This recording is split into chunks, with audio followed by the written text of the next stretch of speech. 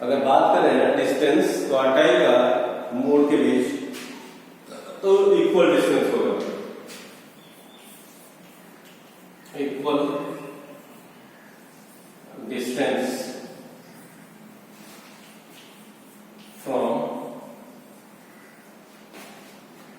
Quartile, मतलब Q3 minus M, M minus Q2, M minus Q1, Q2 तो नहीं, M तो इक्वल हो जाएगा, इसलिए Q1। अगर बात करें तो ये इनफाइनाइट की बात करते हैं, जब P अनंत की ओर हो, जिसका कोई अंत ना हो, तब ये लागू होता है, इसका एजम्पशन है। और पैरामीटर इसमें दो ही होते हैं, x बार होता है और पैरामीटर हमारे पास इसमें दो होते हैं, एक होता है x बार और दूसरा होता है x बार मतलब मीन और दूसरा होता है स्टैंडर्ड डेविएशन। इन्हीं दो पैरामीटर की चर्चा हम इसके भीतर करते हैं। अब रिलेशन की बात करें कि स्टैंडर्ड डेविएशन और क्वार्टाइल डेविएशन के बीच रिलेशन क्या होता है।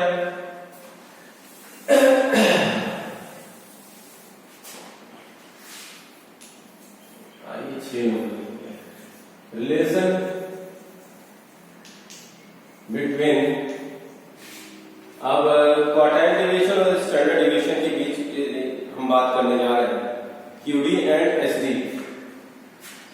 Between quartile deviation and standard deviation. तो QD इक्वल हो जाएगा 2/3 of standard deviation.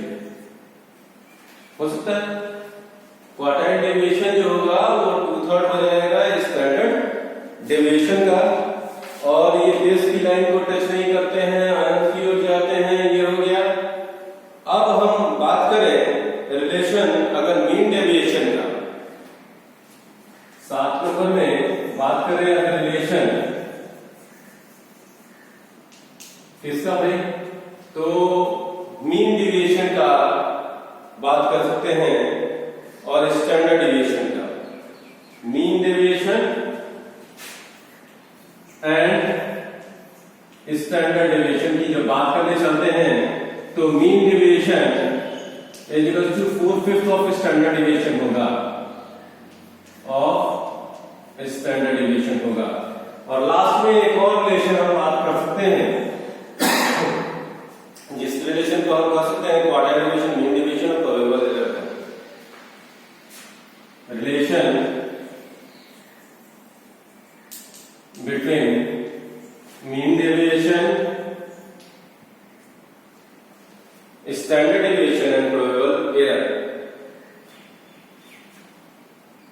Quartile mean deviation, quartile deviation, mean deviation and probable error, इसके भी रिलेशन की बात हम कर सकते हैं। तो अगर हम इसकी बात करने चलेंगे तो हम ऐसा ले सकते हैं कि प्रोबेबल एरर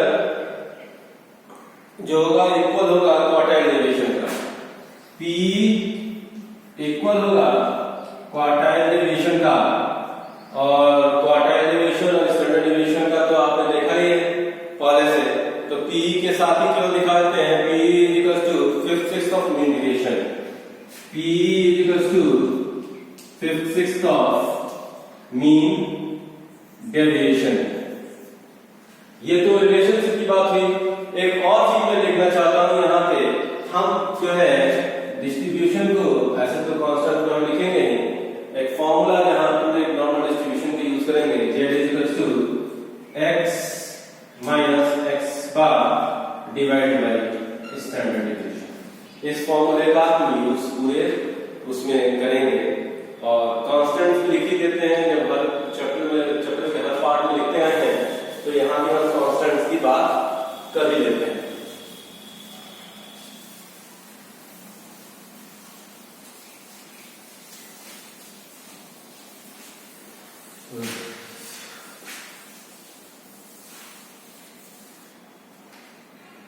हमने हर चैप्टर में कांस्टेंट्स की बात करी है, तो कांस्टेंट्स यहाँ भी हो जाए।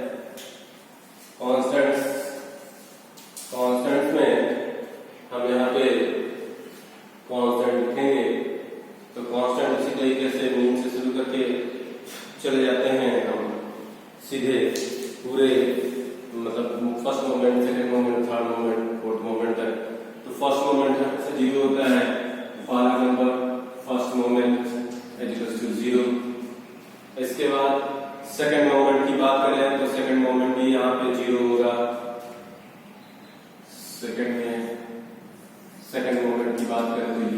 जीरो होगा। फिर थर्ड मोमेंट की बात करें तो सेकंड मोमेंट हमारा स्टैंडर्ड डेविएशन के बराबर होता है।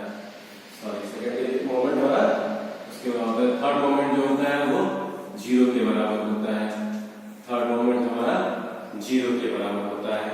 और फोर्थ मोमेंट की बात करें तो 3 इंटू सेकेंड मोमेंट का स्क्वायर होता है। फोर्थ मोमेंट का बात करें तो थर्ड मोमेंट का स्क्वायर हो जाएगा। इसके बाद बात करें तो ये हमारे 3 इंटू स्टैंडर्ड डेविएशन का टू द पावर 4 के बराबर भी हो सकता है। और फिर b1 की बात करें तो सेकंड मोमेंट और थर्ड मोमेंट के ऊपर डिपेंड करता है। बीटा 1 जो होगा वो थर्ड और फोर्थ मोमेंट के ऊपर डिपेंड करेगा। थर्ड मोमेंट का स्क्वायर और थर्ड मोमेंट और सेकंड मोमेंट पे डिपेंड करता है। थर्ड मोमेंट और सेकंड मोमेंट पे डिपेंड करता है, तो इसका क्यूब हो जाएगा। और इसकी वैल्यू जो होगी वो जीरो के बराबर होगी। अगर बीटा सेकंड की बात करें, बीटा सेकंड की बात करें तो बीटा सेकंड हमारा 3 के बराबर होगा। इसी तरीके से हमारे कॉन्स्टेंट्स चले। अब इन कॉन्स्टेंट्स के बाद हम एक लास्ट और भी चीज थोड़ा सा बात कर लें रिलेशनशिप पे। तो रिलेशनशिप हमारे पास 2-3 रिलेशनशिप हैं। चलिए रिलेशनशिप भी हम क्लियर कर ही लेते हैं।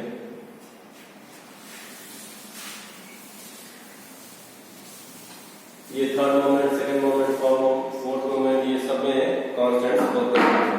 और रिलेशनशिप, एरिया रिलेशनशिप की बात करें तो एरिया रिलेशनशिप हमारे पास होता है एरिया रिलेशनशिप सब x बार के साथ होगा। x बार में जुड़ेगा या घटेगा, ठीक है। तो x बार में first standard 1 into standard deviation करें तो कितना एरिया, 2 करें तो कितना एरिया, 3 करें तो कितना एरिया। तो पहला हमारा x बार के साथ प्लस माइनस 1 स्टैंडर्ड डेविएशन करेंगे तो ये हमारा एरिया कवर हो जाएगा 6.27। तो एरिया कवर करेगा 68.27% एरिया कवर करेगा। अगर इसी में मीन की बात करें तो मीन हमारा हो जाएगा 34.135। मीन हमारा हो जाएगा 34.135। ये दोनों ओर इसकी दूरी इतनी होती है, इसलिए यहाँ पे इसकी आधी वैल्यू लिखी जाती है, ठीक है। इसका फैलाव दोनों ओर बराबर मात्रा में होता है। अगर सेकंड की बात करें x बार का प्लस माइनस 2 स्टैंडर्ड डेविएशन, तो यहाँ पे जब हम बात करेंगे तो ये हमारा 68 के जगह अब हो जाएगा 95% पे, यानी 95.45%। 95.45% एरिया कवर करेगा। 95 को हम आधा करेंगे तो 49.5 यानी हो जाएगा 47.725। 47.725 अप्रॉक्स। थोड़ा सा कैलकुलेशन चेक कर लीजिएगा, हो सकता है कि इसके कैलकुलेशन में डिफरेंस आए, क्योंकि यहाँ मैं मैनुअली कर रहा हूँ और ये दोनों डिफरेंस दोनों एरिया में होने के कारण बराबर भाग में, तो ये 47 राइट 47 लेफ्ट जब जोड़ेंगे तो 195 के अप्रॉक्स आएगा। 47 के अप्रॉक्स आएगा। अगर हम फिर x बार को प्लस माइनस 3 स्टैंडर्ड डेविएशन के एरिया के रिलेशनशिप में लेके जाए तो ये 99% के इक्वल होता है, यानी 99.73% एरिया कवर करता है। 99.73% एरिया कवर करता है। अगर ये x बार के रिलेशन में देखें कि कितने में डिस्ट्रीब्यूट करेगा तो 100 का 50 यानी 49.865 होगा। 49.865 एरिया कवर करेगा बोथ साइड्स में, ठीक है। एक्स बार हमारे हाफ को डिनोट करता है, एक्स बार हमारे हाफ को बता रहा है, इसलिए यहाँ पे एरिया को लिया गया है। अब केवल एक दो सवाल बनाऊंगा, उसके बाद आज की क्लास हो जाएगी। वो सवाल बहुत बड़े नहीं होंगे, छोटे ही सवाल होंगे, जिससे हम ये समझ पाए कि किस तरीके से जेड की वैल्यू निकाली जाती है। क्योंकि समय कम होता है, इसलिए बहुत सारे न्यूमेरिकल क्वेश्चन हमारे कवर नहीं हो पा रहे हैं, उसको भी आप बनाते रहिएगा। अगर कोई उसमें चीज समझ में नहीं आए तो आप कांटेक्ट कर सकते हैं। इस तरीके से हम एक ओवरव्यू तैयार करने की कोशिश कर रहे हैं, जिससे आपको पूरा का पूरा थ्योरेटिकल डिस्ट्रीब्यूशन समझ में आ जाए। अगर मैं एक सवाल लेता हूं, सवाल को मैं एकदम सिंपल सा कर लेता हूं कि मीन दिया गया है वेज ग्रुप। अगर किसी सवाल में मीन दिया गया है, मीन वेज दिया गया है of a group of workers, question है कि in a group of worker mean wage दिया गया है आपके पास, मीन वेज पहले से दिया गया है ग्रुप ऑफ वर्कर में mean ways of a group of person of group of persons is 5। पहले से आपके पास मीन वेज दिया गया है and standard deviation is ₹100 and standard deviation is ₹100। Then find out what will be the ways. Find what percent of worker will get. Then find what percent of worker will get more than 375 rupees या get above ₹375, above ₹375। तो हमारे पास इस सवाल में क्या दिया गया है, एक्स बार दिया गया है, मीन वेज दिया गया है 500, स्टैंडर्ड डेविएशन आपके पास दिया गया है, स्टैंडर्ड डेविएशन दिया गया है आपके पास 100, और आपको यहाँ पे एक चीज दिया गया है 375। तो 375 मतलब x दिया गया है, तो x इक्वल टू 375। सीधे सीधे हमने अभी आपको एक फॉर्मूला बताया था कि z equal to x minus x bar divided by z। तो यहाँ हम सीधे सीधे लाते हैं 500 माइनस 375 बटे में 100। तो ये हो गया आपके पास 125 बटे में 100 बराबर 1.25। तो एरिया कवरेज कितना कर रहा है 1.25। तो एरिया कवरेज 1.25 है, तो आपको अब इसको देखना होगा टेबल में, जहां पे नॉर्मल कर्व का टेबल दिया गया होगा। नॉर्मल कर्व का टेबल में होता क्या है कि एक साइड में 0 से लेके 9 तक का आपके पास ऊपर में जब राइट की ओर क्रॉस करेंगे तो 0 से 9 तक का वैल्यू दिया रहेगा, और नीचे में शुरू होगा 0 से लेके 3.9 तक। यानी जेड के टेबल में अगर बात करें तो इधर 1 to 9 रहेगा, और इधर जो है 0 to 9 रहेगा, और इधर चलेंगे तो 0 से 3.9 तक रहेगा। अगर मुझे 1.25 की वैल्यू देखनी है तो नीचे जाएंगे 1.2 में और 5 की तरफ देखेंगे, 5 राइट में देखेंगे तो हमारे पास वैल्यू आएगी जो मुझे याद है टेबल में देखेंगे तो इसकी वैल्यू आ जाएगी सीधे सीधे 3944। तो इसकी वैल्यू कितनी आ जाएगी, इसकी वैल्यू हो जाएगी टेबल वैल्यू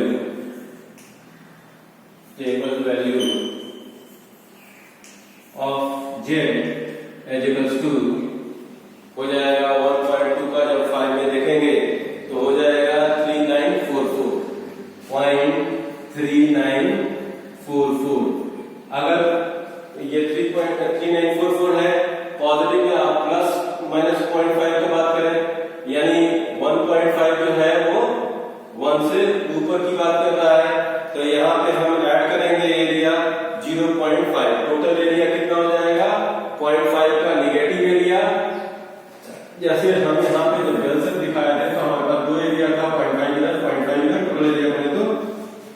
टोटल एरिया क्या हो जाएगा? तो टोटल एरिया हो जाएगा आपके पास 0.50 प्लस 3944। अगर हम इसको 0.3944 इन दोनों को ऐड करेंगे तो 8944 हो जाएगा। 0.8944 हो जाएगा। अगर परसेंट की बात करें तो 89.44% हो जाएगा, क्योंकि 100 से जैसे ही गुणा करेंगे तो ये एरिया 89.44 हो जाएगा। ऐड किया तो इतना हो गया। अगर परसेंट एरिया का वजन दें तो 100 से गुणा करेंगे तो सीधे सीधे 89.44 हो जाएगा। अब इसके बाद लास्ट एक क्वेश्चन ले लेते हैं, 2 मिनट का क्वेश्चन, उसके बाद हमारा ये चैप्टर ओवर होगा। ये क्वेश्चन लेने के पीछे रीजन है कि ये था कि जेड का क्या होता है, एक्स बार का क्या होता है, कैसे वैल्यू देखते हैं, ये इस सवाल में आया। अगले सवाल में अगर एक की जगह 2 वैल्यू दी हो, 3 वैल्यू दी हो तो कैसे करते हैं, इसके लिए उस सवाल को मैंने लिया है। ऐसा नहीं कि ये कई होता है, एक सवाल में दो होते हैं तो बारी बारी से निकालना होता है। जैसे अगले सवाल में अगर हम बात करने चले तो एक नॉर्मल कर्व है जिसमें आपके पास एक्स बार दिया गया है 220। क्वेश्चन में पहले से दिया गया है एक्स बार दिया गया है 220 और इसी में हम x1 और x2 की बात कर रहे हैं ताकि सवाल के 2 पार्ट हो जाए तो हम इनको अच्छी तरह से सॉल्व कर पाएंगे। तो फाइंड आउट करिए वैल्यू अगर x बार की है, area between x1 and x2 आपको फाइंड आउट करना है। x1 15 दिया गया है और x2 40। x1 15 दिया गया है और x2 40 दिया गया है। कुछ नहीं करेंगे हम इसी में x1 x2 दिया गया है और स्टैंडर्ड डेविएशन भी दिया गया है आपके पास 10। इसी में सवाल दिया गया है, स्टैंडर्ड डेविएशन 10 दिया गया है। तो सीधे सीधे z की वैल्यू पहली बार x1 के लिए z1 में लिख रहा हूं। z1 की वैल्यू पहली बार क्या लिखेंगे, x बार x1 minus x minus x बार। तो x1 minus x bar divided by z। तो यहाँ पे हमारे पास x1 की वैल्यू हो गई 15 माइनस x बार की वैल्यू हो गई ये 22 है, ये 220। x नहीं इतना ज्यादा x बार हो जाएगा तो गड़बड़ हो जाएगा। ये होना चाहिए x बार हमारे पास 220 में करके इसको हम ऐसा करते हैं 20 कर देते हैं, क्योंकि x बार बहुत ज्यादा होगा तो वो भी ठीक नहीं होगा। निकलने का तो किसी भी सवाल नहीं हो सकता है। x बार माइनस 15 माइनस 20 बटे में z कर देते हैं आपके पास स्टैंडर्ड डेविएशन कर लेते हैं 10। तो इसकी वैल्यू कितनी आ जाएगी, ये 15 + 20 माइनस 5 बटे में 10 तो हो जाएगा 0.5 माइनस x1 का हो गया। इसी तरह से z2 निकाल सकते हैं। पहली बार में x1 को लिया, दूसरी बार में z को लेने चल रहा हूं, z2 को लेने चल रहा हूं। तो यहाँ पे हम लिख सकते हैं x2 minus x bar divide by z। यहाँ वैल्यू लिख सकते हैं 40 माइनस 20 बटे में 10 बराबर इसकी वैल्यू हो जाएगी 20 बटे में 10 बराबर हो जाएगा 2। एरिया लाइन कितना करेगा, तो -0.5 से लेके 2 के बीच करेगा एरिया लाइन। तो x बार जो होगा उसका एरिया हमारा हो जाएगा, अगर हम x बार फर्स्ट की बात करें 0.5 के लिए, तो 0.5 की वैल्यू होती है 0.1915। इसकी वैल्यू होती है 0.1915 एरिया। और ये हमारे टेबल के हिसाब से, इसकी वैल्यू नहीं, इसकी वैल्यू जब टेबल में देखेंगे टेबुलर वैल्यू तो इतनी होगी। इसी तरीके से अगर हम बात करने चले 2 की टेबुलर वैल्यू देखने की कोशिश करें तो 4772 हो जाएगा। अगर हम 2 की वैल्यू देखने चले तो 4772 हो जाएगा, 0.4772 एरिया हो जाएगा इसकी टेबुलर वैल्यू का। ये भी हमारे पास हम टेबल में देखेंगे तो मालूम चलेगा कि 4772 हो जाएगा। तो टोटल एरिया कितनी हो जाएगी, अगर टोटल एरिया की बात करें तो हम इन दोनों को जोड़ देंगे। तो total area covered by total area covered equal to, अगर इन दोनों को जोड़ने चले तो ये हो जाएगा 5 2 7 7 1 8 9 7 16 4 1 5 1 6 यानी 6.6687 एरिया कवर कर रहा है। अगर परसेंट की बात करें तो 66.87% एरिया कवर हो रहा है। तो इस तरीके से हम इस टेस्ट में मतलब इस टेस्ट में क्या इस डिस्ट्रीब्यूशन में हमारे पास एक की जगह अगर 2 दिया हो तो भी टेबुलर एरिया हम निकाल सकते हैं। तो ये हमारे तीनों डिस्ट्रीब्यूशन है जिनको हम फ्रीक्वेंसी थ्योरेटिकल फ्रीक्वेंसी डिस्ट्रीब्यूशन के नाम से जानते हैं और इसी तरीके से इनको हम सॉल्व करते हैं। तो आज की क्लास में बस इतना ही, अगली क्लास फिर जिसमें हम फिर आएंगे टेस्ट के साथ। Thank you.